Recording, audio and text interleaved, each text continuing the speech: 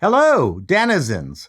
Well, if you saw my out of the theater Superman reaction short, then you already know where this is going. I'm on the nay side, probably closer to the hard nay side. I'm going to try to make this a spoiler free review, but I might mention some evil set pieces, so you've been warned. This whole movie enjoyment thing is such a tough thing to call. There are any number of movies that we can name that were not particularly very good, but thoroughly enjoyable, like The Beastmaster. I know you can't compare The Beastmaster to James Gunn's Superman. Oh, by the way, did you know that James Gunn did Superman? I think that might come as a surprise to many of you. But anyways, I digress. But watching Superman was like a chore. It was like driving a 12-cylinder Ferrari, but not being able to get it out of first gear. It's shiny and gorgeous, but it can't go faster than 40 miles per hour.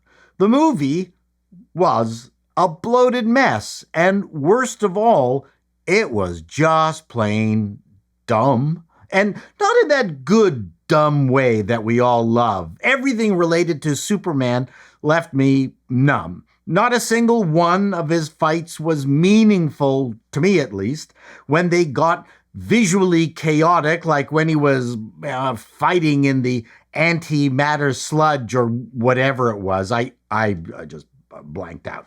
It reminded me of the supremely messy and emotionless final battle between Star-Lord and his dad Ego in Guardians of the Galaxy 2, which was a CG nightmare. I would have thought that James would have learned from that mistake. But let me stop for some positives. The cast is uniformly great. My favorite character was actually Eddie Gathegi as Mr. Terrific, and maybe Nathan Fillion's Green Lantern a close second, because everyone likes Nathan. But then we're getting into a more peacemaker vibe, which seems to be Gunn's comfort zone. Nicholas Hoult as Lex Luthor was just fine, but Gunn gave him some of the worst lines I've ever heard. I felt I was watching Syndrome from The Incredibles, but not as funny. Of special note for its awfulness had to be Ma and Pa Kent. Cornpone on maximum overdrive. There should have been a treacle alert. My God, I'm trying to recall all the ingredients in this stuffed turkey. There was a quantum dimension, I think, metahumans, hundreds of men in metahuman armor, a compound of people camped out around a quantum gateway. Why? I have no idea. Hundreds of people caged in glass cubes, including former girlfriends of Lex Luthor. A global rift that split the Earth into right through Metropolis as it happens. What a coincidence.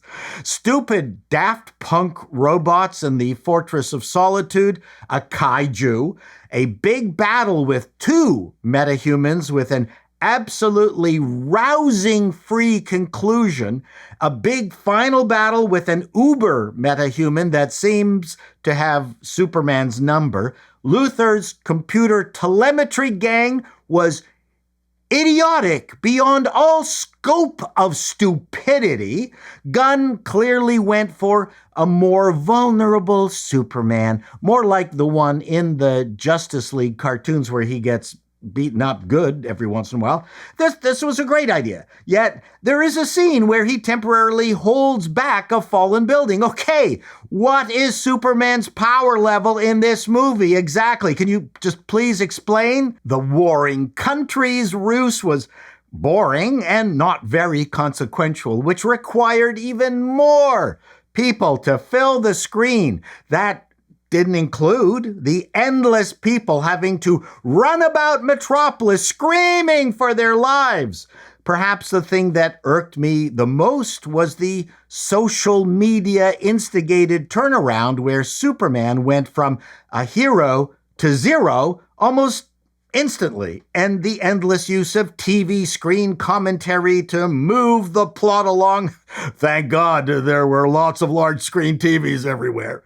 I absolutely hated that. Sure, Lex Luthor planned on digging up dirt that would cause the world to turn on Superman. Did I mention the Million Monkeys gag? Jesus, but as we know, it doesn't work that way. Hero worship runs deep and is shockingly hard to dislodge. Just how many people would Taylor Swift have to bludgeon with a mace before her fans would turn on her? For me, that was an impossible MacGuffin to swallow. The Ark of the Covenant and Raiders of the Lost Ark was more believable. David Cornsweet made a fine Superman, and Rachel Brosnahan made a fine Lois, and they made a fine couple. Too bad the rest of the movie sucked. Am I getting angrier? Yeah, I just remembered that horrible opening with the text on screen, making me read major plot points. What the hell was that all about? Did they run out of budget suddenly? And I'm going to mention something I probably have no right to, but it sure would have been nice to see Superman doing some, Superman stuff at the start. Opening a jar of pickles for a senior, anything. I don't know. What do you think about that? I mean, I think that was a really weird start.